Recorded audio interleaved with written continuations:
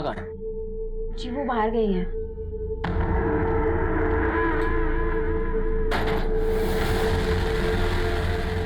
ये दरवाजा क्यों बंद कर दिया? अरे बेला, बहुत दिन से सोच रहा था कि तेरे साथ थोड़ा सा वक्त गुजारूं अकेले। ठीक, आज मौका मिल गया ना, आज हम दोनों अकेले हैं, चल बैठ के कुछ बात करते हैं।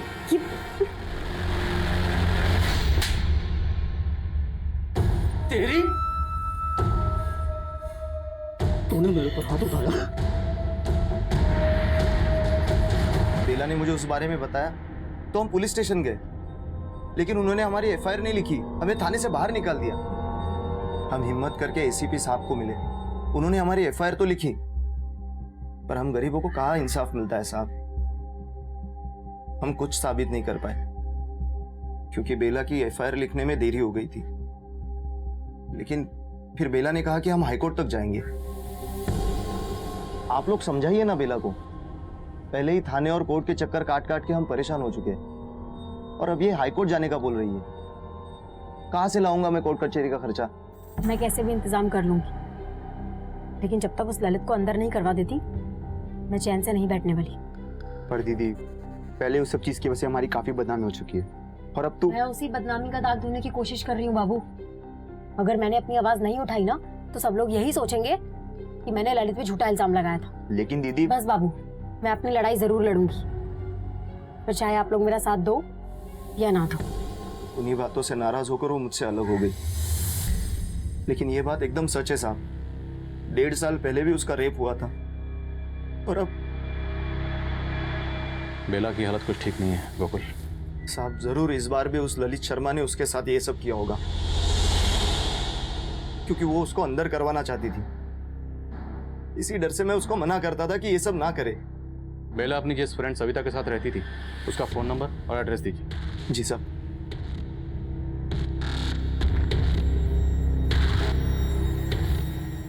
पापा, मुझे भी माँ से मिलना है।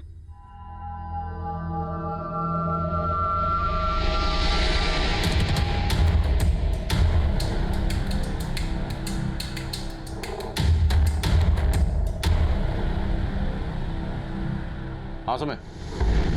सर, बेला अपनी जिस सहेली सविता के यहाँ रह रही थी उसके घर पे ताला लगा हुआ है। लेकिन सर, मेरी सविता से बात हुई है, वो अभी अपने भाई के घर पे। और सर, वो तब से वहाँ पे है जब से बेला गायब हुई थी। इन सब का हमारे केस से कोई ताल्लुक है? सर, कुछ कह नहीं सकते, लेकिन बेला का भाई भी बहादुरगढ़ में ही रहता है। ठीक है, इनके बारे में सब कुछ पता करो, और जैसे कुछ पता चलता है मुझे तुरंत फोन करो। Okay sir. सर, गोकुल के पड़ोसियों से एक बहुत ही इंपॉर्टेंट बात पता चली है। बेला गोकुल की दूसरी बीवी थी। गोकुल की पहली बीवी बेला की बड़ी बहन बसंती थी। गोकुल ने बेला पर सिर्फ चोरी का इल्जाम लगाया, लेकिन जब हमने बेला के पति गोकुल को बेला के गैंगरेप के बारे में बताया, तब गोकुल ने कांस्टेबल ललित शर्मा के केस का जिक्र किया। तुम बेला के घर वालों को मिलो, और मैं कांस्टेबल ललित शर्मा को देखता हूँ। Okay sir.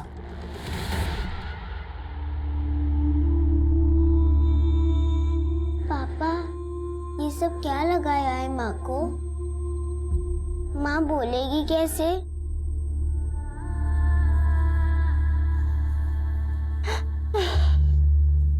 ये सब क्या हो गया?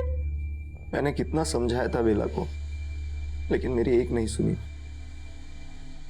उस ललित शर्मा ने उसके साथ फिर से।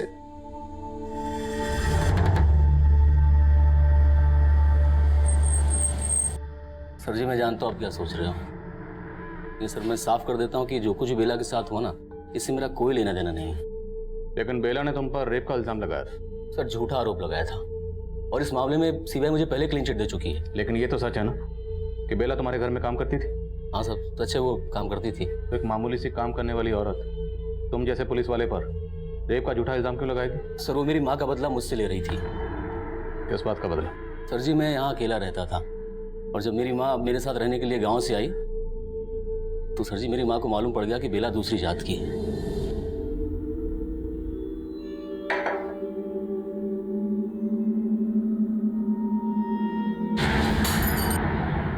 माँ, ललित तू पागल है जो इस जात वाली को अपने घर काम पर रखा है? इसके हाथ का खा के क्यों अपना धर्म भ्रष्ट कर रहा है? माँ कैसी बात कर रही है? देख, मैं ये सब नहीं मानता हूँ। तू चुप कर, इसको अभी काम से निकाल।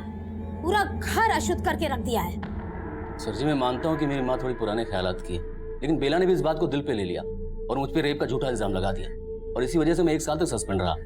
बेला का पहले रेप किया गया, फिर पूरी तरह से टॉर्चर किया गया। बहुत ब्रूटल रेप है और उसकी हालत को देख के लगता है जैसे किसी ने कोई बहुत पुरानी नफरत निकाली उससे। और हमें पता चला कि अब वो तुम्हारे खिलाफ हाई कोर्ट जाने वाली है। तो क्या इसी डर की वजह से तुमने बेला नहीं नहीं नहीं नहीं सर जी मैंने ऐसा कुछ नहीं किया, मेरी बात का विश्वास कीजिए। बेला ने अपने सपनों का बलिदान दे दिया, लेकिन लेकिन क्या? लेकिन 1.5 साल पहले बेला का बलात्कार हुआ, इसी वजह से उन दोनों के बीच। लेकिन गोकुल जी ने उसका साथ भी नहीं छोड़ा, बेला को न्याय भी नहीं मिला। कुसुम जी, गोकुल से अलग होने के बाद बेला आप लोगों के साथ भी तो रह सकती थी। ऐसी क्या वजह थी कि वो आप लोगों के होते हुए भी अपनी सहेली सविता के साथ रह रही थी? छोटे भाई ने 2 बातें क्या कह दी, वो नाराज हो गई। दीदी ये इंसाफ की रट लगाने से कुछ नहीं मिलने वाला। अरे गनीमत समझो कि इतना कुछ होने के बावजूद भी जीजा जी ने तेरा साथ दिया और अब तू उनसे अलग हो रही है। तो मैं ये कैसे बर्दाश्त कर लूं कि मेरा बलात्कार करने वाला इंसान खुला घूम रहा बस है? करो। अरे इन सब से कुछ हासिल नहीं होने वाला।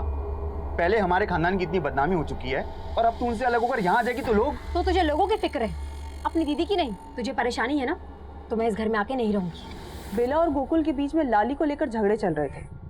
यहाँ बेला के साथ इतना कुछ हो गया और गोकुल उस पर चोरी का इल्जाम लगा रहा था। ये बात जानकर तो मुझे भी बहुत बड़ी हैरानी। जब गोकुल जी से फोन पर बात हुई तब पता चला कि उनको तो यही लगता है कि बेला हमारे साथ रहती है। माँ जी, बेला ने ये अच्छा नहीं किया। वो मेरे घर से पैसे और गहने चुरा कर ले गई है। गोकुल जी, आपको बहुत बड़ी गलतफहमी हुई है। बेला ऐसा कर ही नहीं सकती। अरे उसके सर पे भूत सवार है ना इंसाफ का, और उस चक्कर में वो मेरी सारी कमाई कोर्ट कचहरी में बर्बाद करना चाहती है। लेकिन मुझे मेरा पैसा वापस चाहिए। तभी मुझे पता चला कि बेला गायब है। मैंने बाबू से कहा कि वो जाकर उसे ढूंढे, लेकिन मुझे नहीं पता था कि उसके साथ इतना बुरा हो गया होगा।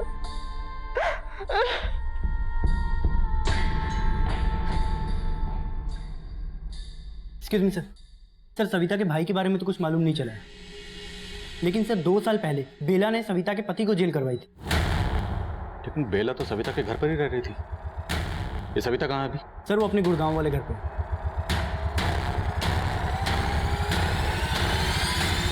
साहब, मेरा पति जगदीश रोज दारू पी के मुझे पीटता था।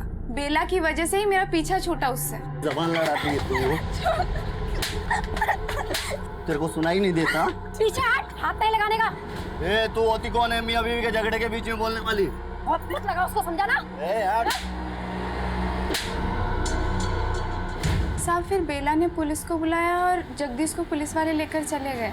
लेकिन हमारी बस्ती में मेरे जैसी बहुत सारी औरतें हैं जिसके पति रोज रात को दारू पी के मारते हैं, और बेला ने हम सबको एकजुट किया। हमें अपने आत्मसम्मान की रक्षा खुद करनी है।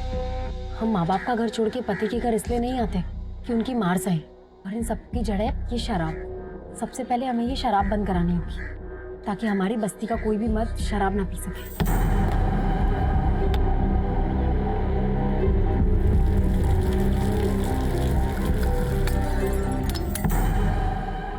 लेकिन उसके पति गोकुल का कहना है कि बेला उसके घर से चोरी करके भागी थी। साहब, झूठ बोल रहा है वो। बेला ऐसा कर ही नहीं सकती है। जब बेला मेरे साथ रहती थी तो उसका पति यहाँ पे भी उसे परेशान करने आ जाया करता था। माँ, हम सब साथ में कब रहेंगे? पापा ने बोला था अब तुम मेरी माँ नहीं हो। बेटा तू बिल्कुल चिंता मत कर, मैं बहुत जल्दी ना तुम्हें अपने पास ले आऊंगी। सपने देखना बंद कर दे तू। और तुमसे कहा था ना यहाँ मत आया करो। और तू मेरी बेटी को भड़काना बंद कर दे। चल बेटा। साहब, माना लाली बेला की सगी बेटी नहीं है, लेकिन लाली को बेला से ज्यादा कोई प्यार नहीं कर सकता साहब। हमें बेला बहादुरगढ़ में मिली और हमें पता चला कि बहादुरगढ़ में ही आपका भाई रहता है। तो क्या उस रात बेला बहादुरगढ़ में आपसे मिलने आई थी? नहीं साहब, मैंने बेला को आखिरी बार यहीं गुड़गांव में देखा था। सविता, हाँ मैं निकलती हूँ, मुझे आने में देर हो जाएगी। अच्छा सुनना, चाबी लेते हुए जा। मेरे भाई की तबीयत ठीक नहीं, मुझे उसके घर जाना पड़ेगा। ठीक है, चल मैं निकलती हूँ। हाँ। बेला बहादुरगढ़ में किससे मिलने गई होगी, आपको कुछ अंदाजा है? नहीं साहब, मुझे इस बात का कोई अंदाजा नहीं है।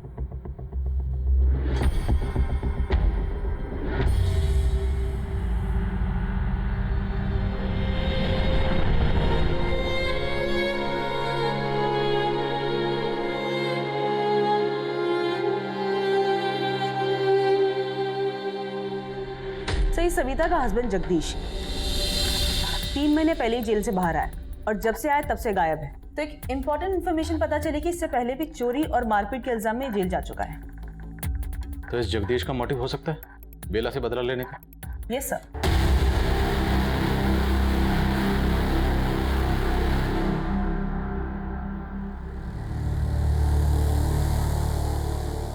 इस जगदीश के लिए लुकआउट नोटिस जारी करो। और कांस्टेबल ललित शर्मा के खिलाफ कुछ मिला?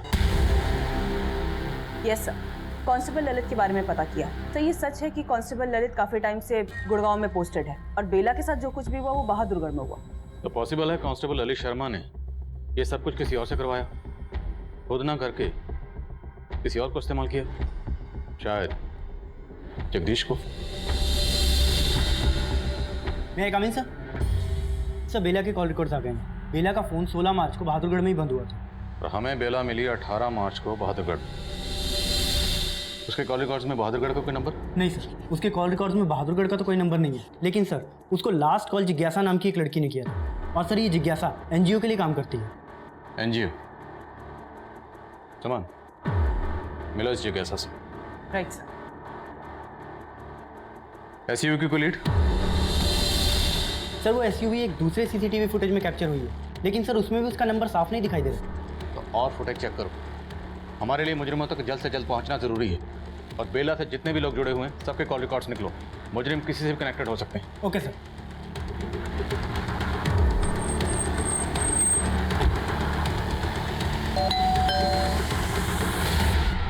जिज्ञासा जी मैडम, मैं बेला से 3 महीने पहले मिली थी। मुझे पता चला था कि उसने कांस्टेबल ललित के खिलाफ रेप केस फाइल किया था और मैं उसकी मदद करना चाहती थी। देखो बेला, मैं जानती हूँ तुम ललित के खिलाफ आरोप साबित नहीं कर पाई। तुम चाहो तो हाई कोर्ट में उसके खिलाफ केस कर सकती हो। उसमें तो बहुत पैसे खर्च हो जाएंगे। इतने पैसे तो नहीं है मेरे पास। उसकी चिंता तुम मत करो।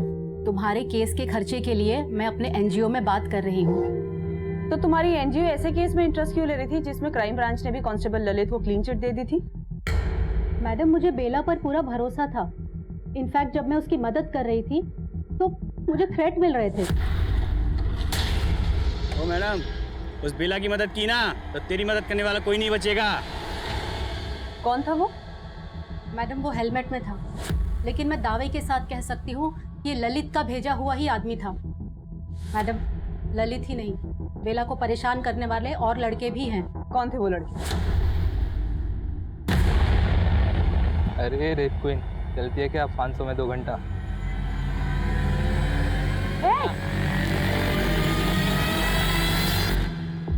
मुझे तो लगता है मैडम उन लड़कों को भी ललित ने ही भेजा था उसे परेशान करने के लिए। मैंने एक बार उन्हें बिना पता चले उनकी फोटो खींच ली थी।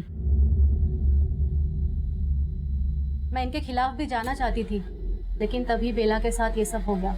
बेला हमें बुरी तरह से जख्मी हालत में बहादुरगढ़ में मिली। 16 मार्च को वहाँ पे उसका फोन भी ऑफ हुआ था और उसके फोन पे लास्ट कॉल तुम्हारे नंबर से थी। बेला, एक गुड न्यूज़ है। तुम्हारे केस के लिए एक अच्छा लॉयर मिल गया है। हमें तुरंत चल के उसे मिलना चाहिए। ठीक है मैडम। लेकिन मैडम, तब उसने मुझे बताया ही नहीं कि वो बहादुरगढ़ में थी।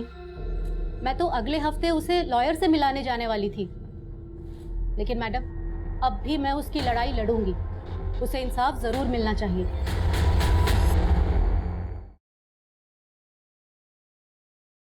नहीं सर, हमने कुछ नहीं किया था, हमने कुछ नहीं किया। तुम लोगों ने क्या किया है ना वो बेला की हालत बता रही है। रेप करने के लिए बोल रहा था ना उसको? नहीं सर, नहीं सर, नहीं सर, हमने ऐसा कुछ नहीं किया साहब। वो तो हमें लगा उसने झूठा रेप केस पैसों के लिए फाइल करा था, इसलिए बस पैसा दिखा के उससे पूछ लिया था। लेकिन हमने उसके साथ कुछ नहीं किया साहब। सर यकीन कीजिए सर। इन लड़कों के बारे में पता करो, इनका जगदीश या ललित से कोई कनेक्शन है या नहीं। Okay sir. तो जगदीश की कोई लीड? नहीं सर, उसका फोटो हर जगह सर्कुलेट किया है और अपने खबरियों को भी उसे ढूंढने पे लगाया है, लेकिन सर उसका कोई अपडेट नहीं मिल रहा है। पता करवाओ। Okay sir. हाँ सुमा। सर, क्राइम सीन पे जो एसीवी देखी गई थी उसका एक ट्रेल मिला है।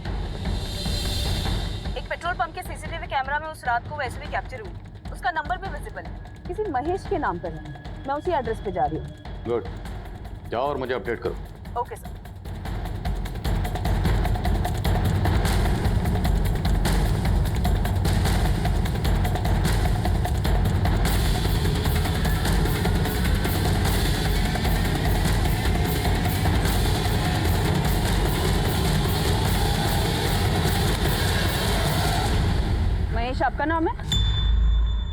जी महेश हमारा ही नाम है। आपकी गाड़ी का ये नंबर हमें एक एसयूवी कार पे मिला और वो एसयूवी कार एक बेला नाम की लड़की के रेप में इस्तेमाल किया गया था। 1 मिनट, ये नंबर हमारी गाड़ी का है, तो फिर एसयूवी पर ये नंबर कहाँ से आ गया? यही तो बात मेरी समझ में नहीं आ रहा है कि रेपिस्ट ने एसयूवी पे ये नंबर क्यों लगाया। कहीं आप तो कुछ नहीं छुपा रहे हैं? ना मैडम जी, मैं कुछ ना छिपा रहा।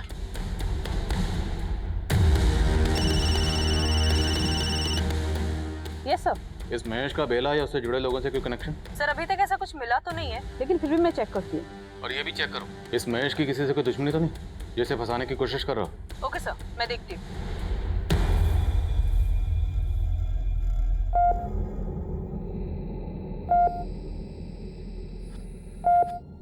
नानी, माँ ठीक कब होंगी? मुझे उनसे बात करनी है। तुम्हारी माँ जल्दी से ठीक हो जाएगी। वो ऐसे ही हार मानने वालों में से नहीं है। देखना, वो अपनी लड़ाई जरूर जीतेगी।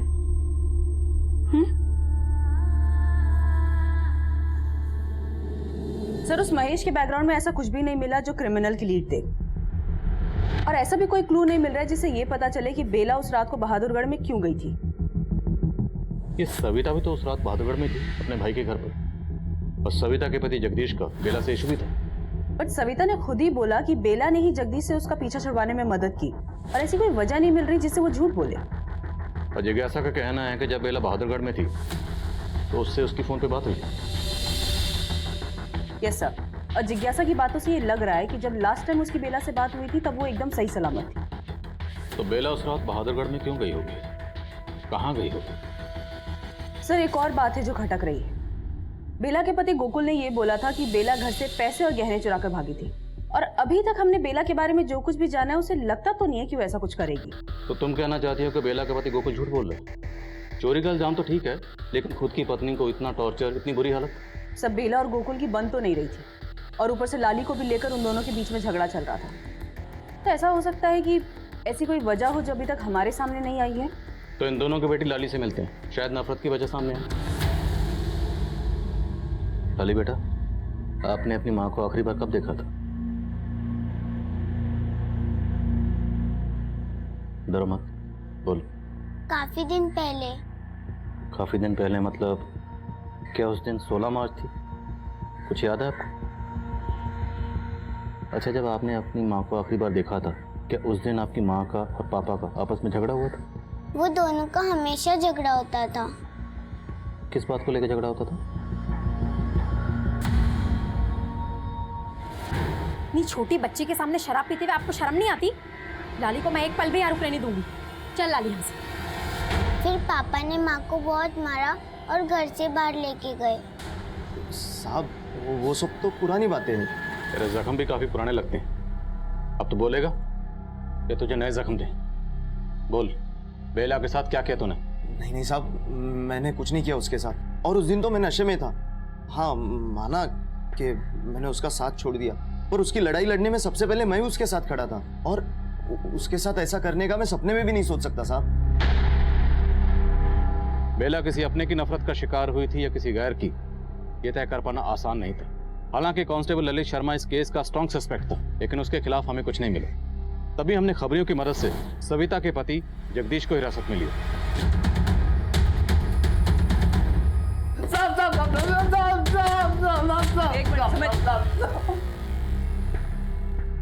चल बोल।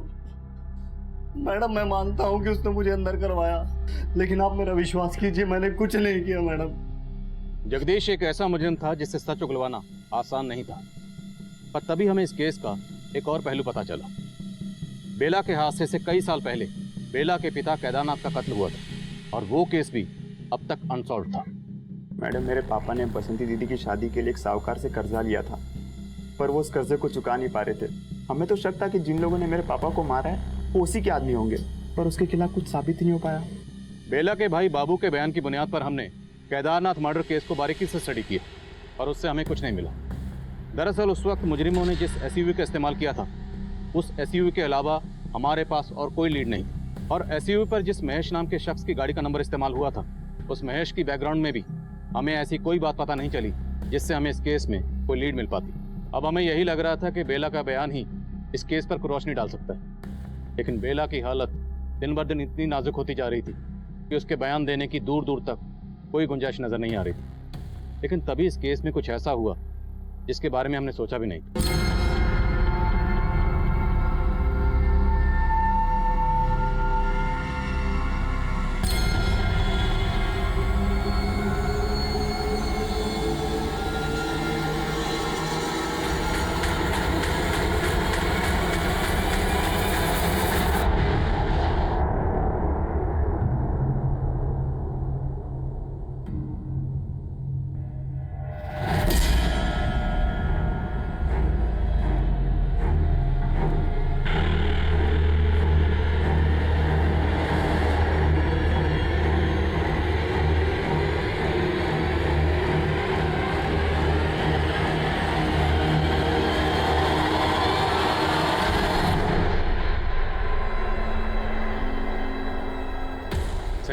यहाँ बेला की जान जा सकती थी और तुम्हें चाय पीने की पड़ी थी। वन सेकंड सर, मैंने यहाँ का सीसीटीवी फुटेज चेक किया, उसमें वो आदमी दिखाई दिया जिसने बेला को मारने की कोशिश की।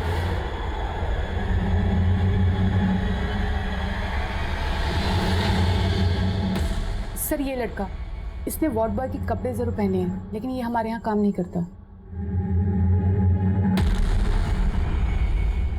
पॉज करोगे? आप लोग जानते हैं सर? शायद कहीं देखा हो। नहीं साहब, हम नहीं जानते इसको। ये जो भी है पक्का उन क्रिमिनल से कनेक्टेड है जिन्होंने बेला का गैंग रेप किया। वो लोग नहीं चाहते कि बेला रिकवर करे और उनके खिलाफ बयान दे, इसलिए बेला को मारने की कोशिश की गई। सर वो आदमी हॉस्पिटल के बाहर के सीसीटीवी फुटेज में भी दिखा है। उस फुटेज में भी वो हॉस्पिटल की तरफ पैदल ही आता हुआ दिखाई दे रहा है। पक्का वो यहाँ किसी व्हीकल पर आया होगा। हॉस्पिटल के आसपास पता करो और ध्यान रहे, मीडिया को इस बात की भनक बिल्कुल नहीं लगनी चाहिए कि बेला पर अटैक हुआ और वो बच गई। इससे क्रिमिनल अलर्ट हो जाएंगे। उन्हें वही लगने दो, वो जो करना चाहते थे उन्होंने कर ली। और ये भी चेक करो कि इस आदमी का कोई क्रिमिनल रिकॉर्ड है या नहीं। Okay sir. पराग भैया, काम हो गया? एकदम हो गया। बेला की बला दूर, रात का बुलेटिन देख लेना। पार्टी तो फिर बनती है, हैं? रेप करेंगे हम और सजा भुगतेगा वो ललित। बुला ले रहे अपनी सबिया को, आज फिर से अपनी रात रंगीन मनाएंगे और फिर गायब हो जाएंगे। ठीक है भैया। क्या हाँ सुमित। सर एक ऑटो वाले ने उस आदमी को आइडेंटिफाई किया है। सर इस ऑटो वाले ने बताया कि इसने उसे हॉस्पिटल से उठाया था और बहादुरगढ़ रोहतक रोड पे छोड़ा था। तुरंत वहां जाओ, वो आदमी वहीं कहीं हो सकता है। Okay sir. सर मैं जिज्ञासा से मिली, उससे बात करके एक हिंट मिली। कैसा हिंट?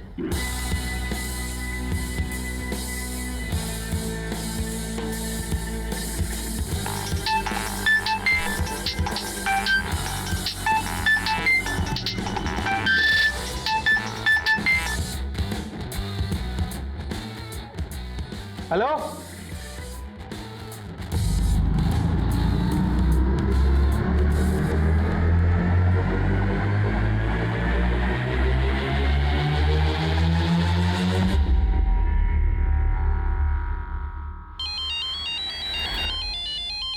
हाँ बोल। ओके राजेश, आगे से राइट लो, क्विक।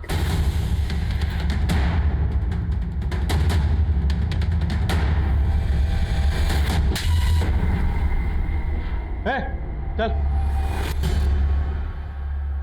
तू तो कहता वो लड़की मर गई है, क्या जिंदा है वो? हा? तो फिर अब क्या करेंगे? अब क्या करेंगे? अब विश्वा को हमारे लिए कुर्बानी देनी पड़ेगी। क्यों? मरेगा ना हमारे लिए, मरेगा ना?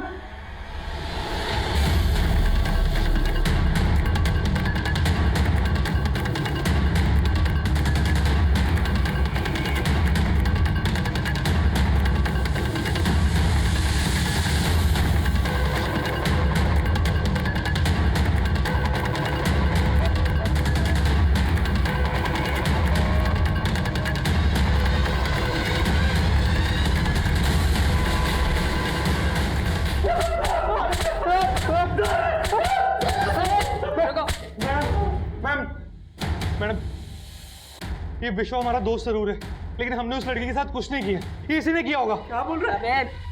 तुम्हें पता चल गया कि तुम लोग सिर्फ 3 नहीं थे, तुम लोग के साथ एक चौथी भी थी। समय जिज्ञासा से मिली, उसे बात करके एक हिंट मिली। कैसा हिंट?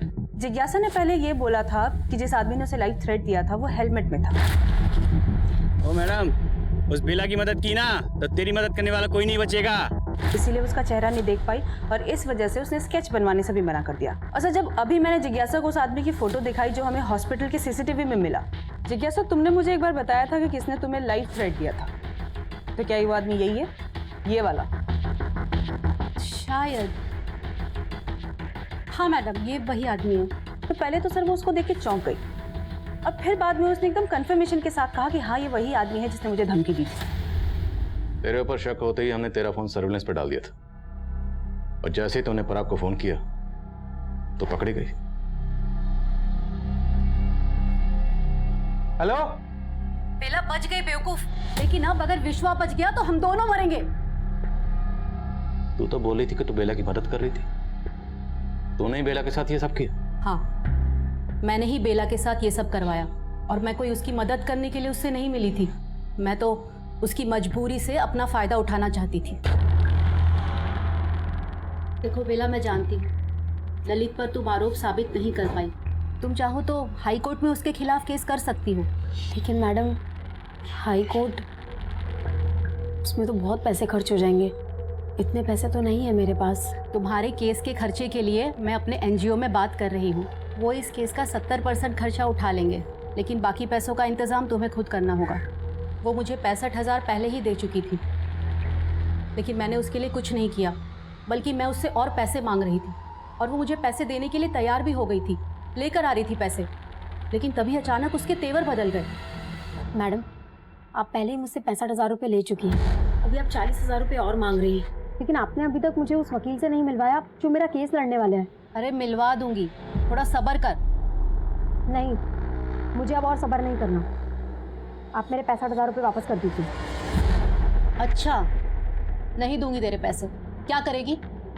मैं तो जानती थी तू मदद करने के बहाने ना सबसे पैसे लूटती है। हाँ, मैं यही करती हूँ। जो भी तूने अभी कुछ कबूला है ना, वो सब इस वीडियो में रिकॉर्ड कर लिया मैंने उसे यही लगने दिया कि मैं उससे डर गई हूँ और पैसे देने के लिए अगले दिन बहादुरगढ़ बुला लिया। पराग का फार्म हाउस है वहाँ। पराग हमारे एनजीओ के ट्रस्टी का बेटा है और उसकी सारी अय्याशियों के बारे में मुझे सब कुछ पता है, इसलिए वो मेरे लिए कुछ भी करने के लिए तैयार था। सामने सनसनवाल फार्म हाउस है, तुम वहीं आ जाओ, तुम्हारे पैसे मिल जाएंगे। ठीक है, मैं आती हूँ।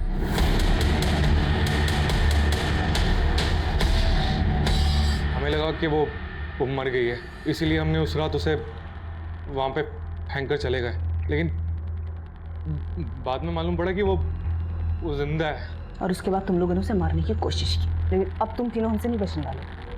उठो इसे।